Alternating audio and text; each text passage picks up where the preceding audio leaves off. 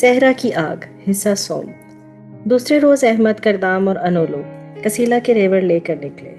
ارویہ شہر سے نکل کر وہ شمال کے مغرب کی طرف ریوڑوں کو کوہستان اطلس کی طرف لے گئے تھے۔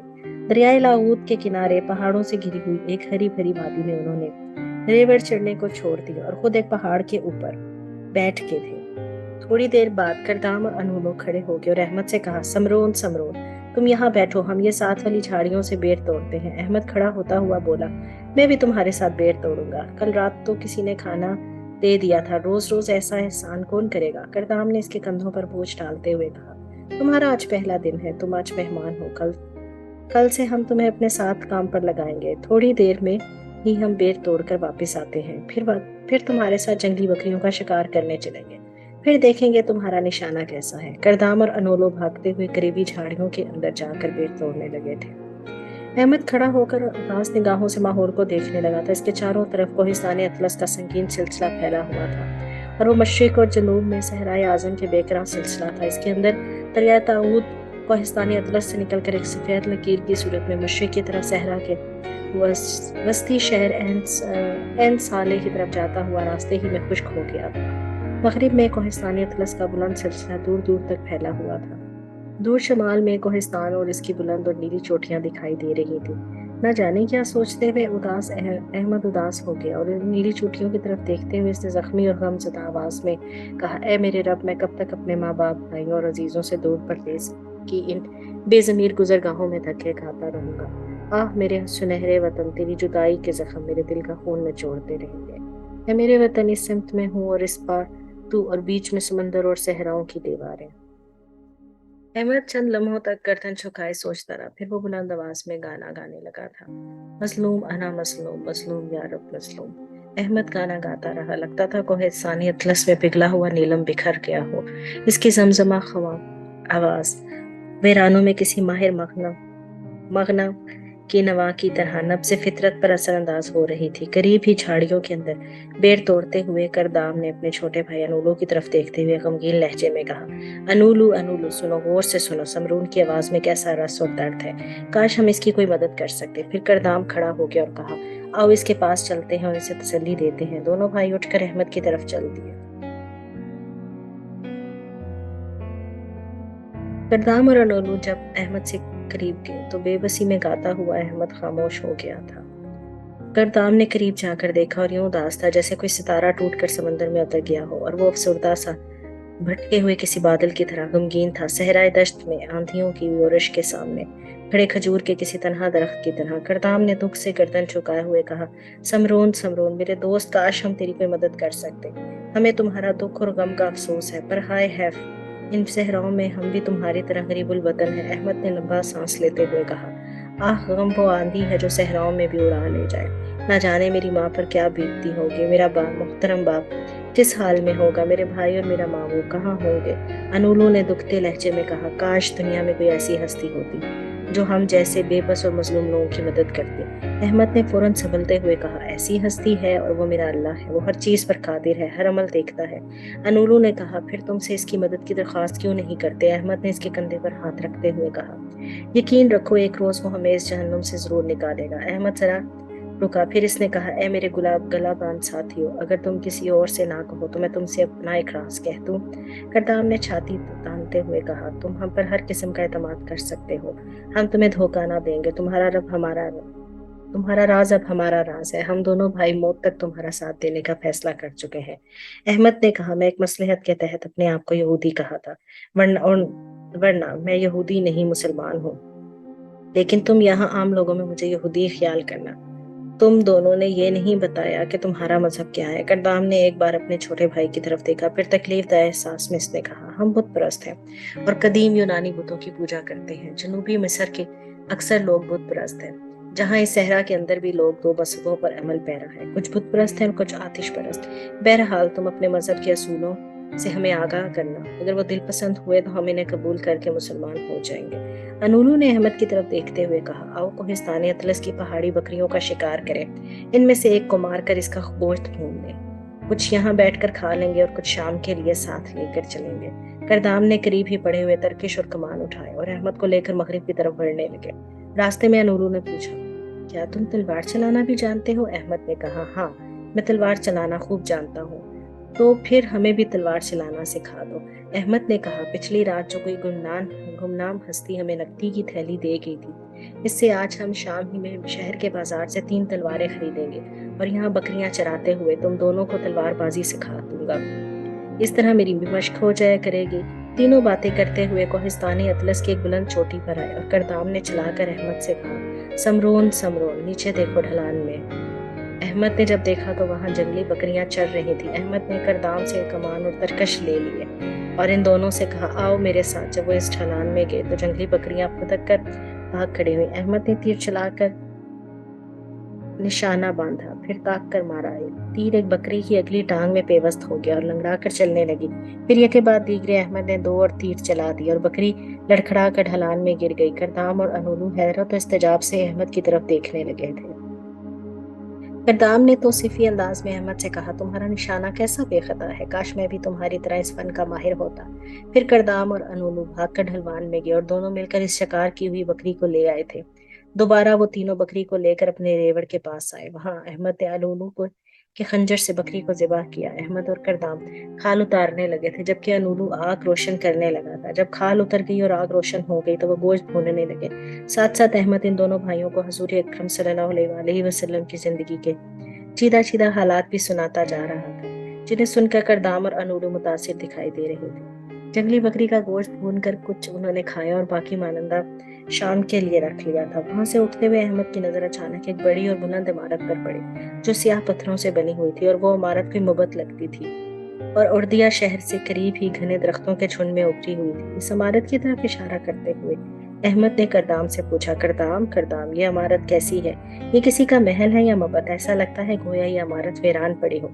करदाम और अनोलो दोनों खौफजदा निगाहों से इसकी इमारत की तरफ देख रहे थे। फिर करदाम ने परेशानी से अहमद की तरफ देखते हुए सहमी सहमी आवाज में कहा, समरून समरून, ये किसी का महल नहीं, एक पुराना और कदीम मबत है। बर्बरों के बादशाह कसीला के अजदाद में एक शख्स एकारस था। इसने यह मबत तामीर करवाया था और इसी के नाम से इस मबत को एकारस का मबत कहते हैं। जरा रुक कर करदाम ने फिर कहा, यह मबत बरसों से वीरान पड़ा है। यहाँ के लोगों का कहना है कि बरसों पहले एक रोज रोमनों का जंगी देवता मारस दरियाए लाहूद से निकलकर इस मबत में दाखिल हुआ था।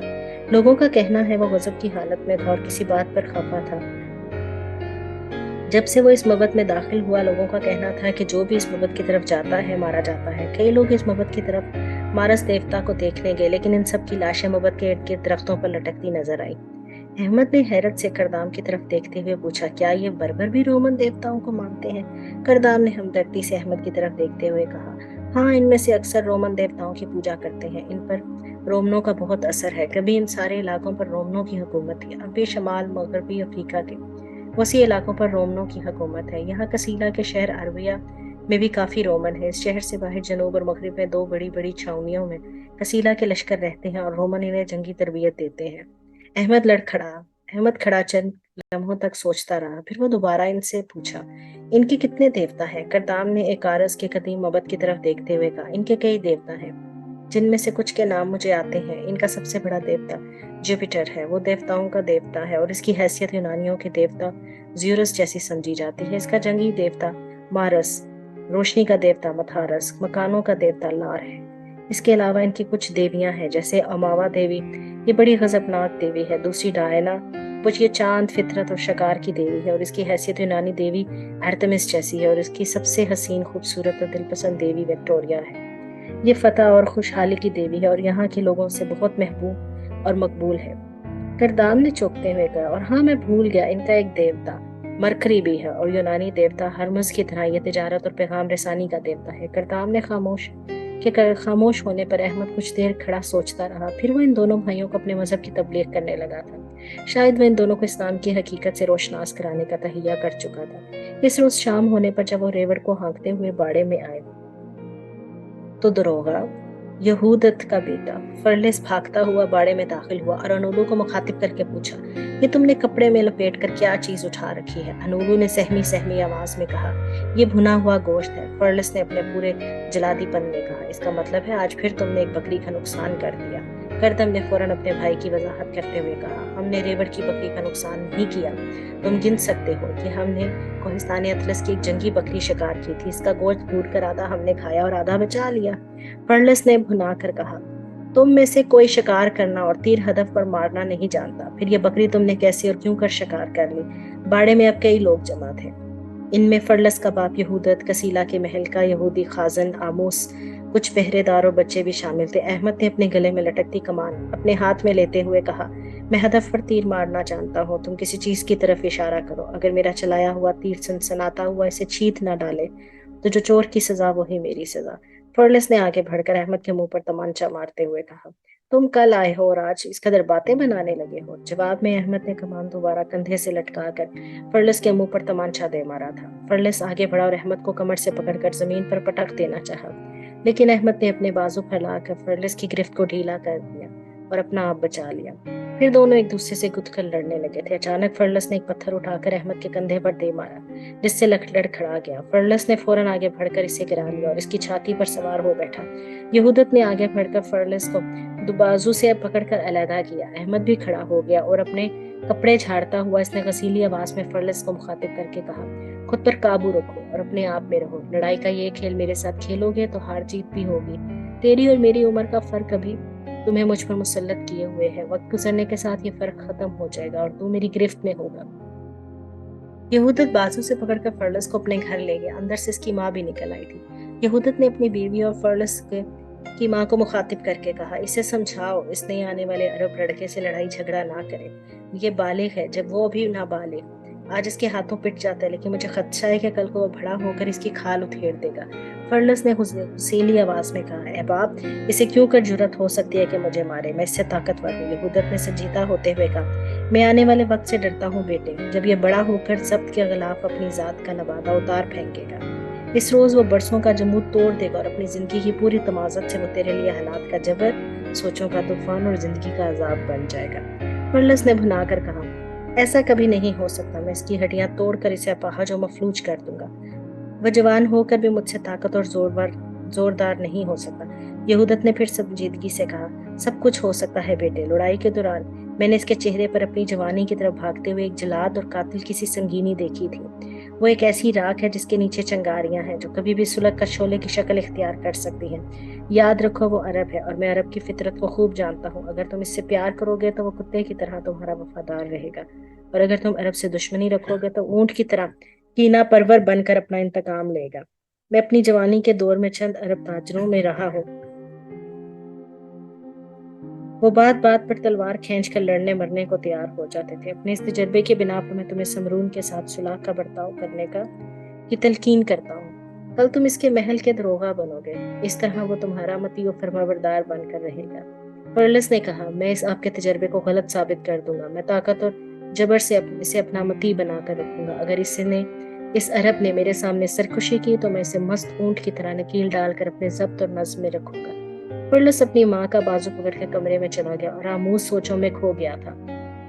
احمد فرلس سے لڑائی کے بعد کردام اور انولوں کے ساتھ اپنی کوٹری کی طرف جانے لگا تو کسیلا کے یہودی خازان نے اسے پکارتے ہوئے کہا، سمرون سمرون، رکو میری بات سنو۔ احمد رک گیا، آموز قریب آیا اور بڑی شفقت سے اپنا ہاتھ احمد کے کندھے پر رکھتے ہوئے اس نے انتہائی مہربانی سے کہا، اے اجنبی فرزند، میرا نام آموز ہے اور میں کسیلا کا خازن ہوں، تمہاری طرح میں بھی عرب ہوں اور یہودی مذہب کا پیروکار ہوں۔ احمد نے چونک کر اس کی طرف دیکھا ہوا کہا، آپ کب سے یہاں ہیں؟ آموز نے پیار سے اس کا کندھا دباتے ہوئے کہا، میں عرب کے شہر یثرب کا رہنے والا ہوں، جب مسلمانوں نے اس شہر پر قبضہ کر لیا تو میرا باپ وہاں سے بھاگ کر یہاں کسیلا کے باپ کے پاس چلا آیا۔ کسیلا کا باپ میرے باپ کا جاننے والا تھا، کیونکہ تجارت کی خاطر وہ اکثر ادھر آیا کرتا تھا۔ کسیلا کے باپ نے اسے اپنا خازن مقرر کر دیا، جب وہ مر گیا تو اس کے بیٹے کسیلا نے بھی میرے باپ کو اپنا خازن بنائے رکھا۔ 10 برس گزرے، میرا باپ مر گیا، اب میں کسیلا کا خازن ہوں۔ آموس نے ذرا چپ رہ کر اور زیادہ ہمدردی سے کہا، بیٹے، میں جانتا ہوں ان غم آلود فضاؤں میں اٹھتی لہر کی طرح تم پر مظالم ہوتے رہیں گے، لیکن تم انہیں صبر اور خلوص کرب کے ساتھ برداشت کرتے رہنا، ایسا کرو گے تو سانچوں میں ڈھل کر کندن ہو جاؤ گے۔ اس روز دھندلی فضاؤں کے آسیب مٹ جائیں گے اور وقت اپنے تمام دل پسند مناظر کے ساتھ تمہاری گرفت میں ہوگا۔ احمد نے چھاتی تانتے ہوئے کہا، اس بدیسی سرزمین کے اندر میں ہمت نہیں ہاروں گا، यहाँ کے حالات مجھے میری حیات کو مرتکش کر کے مجھے شکست سے دوچار نہ کر سکے۔ ایک روز میں جبر کرنے والوں کے لیے عذاب بن کر رہوں گا اور وہ میرے سامنے کھوکھلے تنے کی طرح کھڑے ہوں گے۔ آموس اس کے سر پر ہاتھ پھیر کر مسکراتا ہوا چلا گیا۔ احمد کردام اور انولو کے ساتھ جب اپنی کوٹری میں آیا تو اس نے دیکھا وہاں کھانے کے علاوہ اس کے لیے ایک نیا لباس بھی پڑا تھا۔ احمد سوچوں میں کھو گیا۔ پھر کردام اور انولو کے ساتھ اس نے کھانا کھا کر نیا لباس پہن لیا اور بازار جا کر وہ اپنے لیے تلواریں، ڈھالیں، کمان اور تیر لے آئے تھے۔ اب وہ ہر وقت رات کو باڑے میں جنگی قواعد کی مشق کرتے اور دن کو کوہستان اطلس کی وادیوں میں گھڑ سواری میں مہارت حاصل کرتے۔ اسی طرح وقت تیزی سے گزرتا رہا۔ کوئی ہر روز صبح و شام احمد اور اس کے ساتھیوں کے لیے کھانا رکھ جاتا تھا۔ اس نے اس راز کو جاننے کی کئی بار کوشش کی لیکن وہ یہ جاننے میں ناکام رہا۔ کھانا اس کے لیے کون چوری چھپے رکھے جاتا ہے؟ بہرحال احمد سمرون کے نام سے پردیس کا دکھ اور فرلس کی مار سہتا رہا اور وقت پر لگا کر اڑتا رہا۔ بنو کندا کے عرب مصر میں آ کر فرعونوں کے شہر منف کے قریب خوب آباد ہو گئے تھے۔ خیموں کی زندگیاں ترک کر کے انہوں نے اپنے لیے گارے اور پتھر کے مختہ مکان بنا لیے تھے۔ منف کے کھنڈرات کے ارد گرد انہوں نے بنجر پڑی ہوئی زمین بھی آباد کر لی تھی۔ احمد کے باپ حشم اور ماموں ہرسم نے بھی وہاں آ کر کھیتی باڑی شروع کر دی تھی۔ انہوں نے 2 اونٹ خرید لیے تھے جن سے وہ زمین کو جوتتے تھے۔ ایک روز حشم اور ہرسم کھیتوں میں ہل چلانے کے بعد جب گھر واپس آئے تو انہوں نے دیکھا احمد کی ماں امیسا اپنے گھر کے صحن میں بیٹھی بین کرتی ہوئی رو رہی تھی۔ وہ بار بار اپنا چہرہ آسمان کی طرف اٹھاتی اور غرم کے تاریک چادر میں لپٹی اپنی آواز میں کہتی، اے میرے خدا تو مجھے کیوں بھول گیا؟ میری دعا سن، تو صدف کو موتی اور پتھر کو گوہر دیتا ہے۔ میرا بیٹا مجھ سے ملا، میرا احمد مجھے واپس لوٹا۔ امیسا کے ارد گرد احمد کے بھائی شیبان اور خصیب اور ان کی منصوبہ تروب کھڑے تھے۔ وہ تینوں خود بھی رو رہے تھے، امیسا کو سنبھالنے کی کوشش بھی کر رہے تھے۔ اپنے اونٹوں سے جوئے اور پلان اتارنے کے بعد حشم بن بکر اور ہرسم بن لیس بھی وہاں آ کھڑے ہوئے۔